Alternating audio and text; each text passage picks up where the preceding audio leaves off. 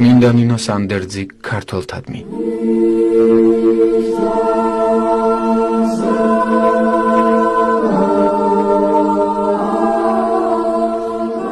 დაიცევით მტკიცედ მართალი სარწმუნოება ქრისტიანობისა და ბეჭედი წმინდი სანათლის ღებისა.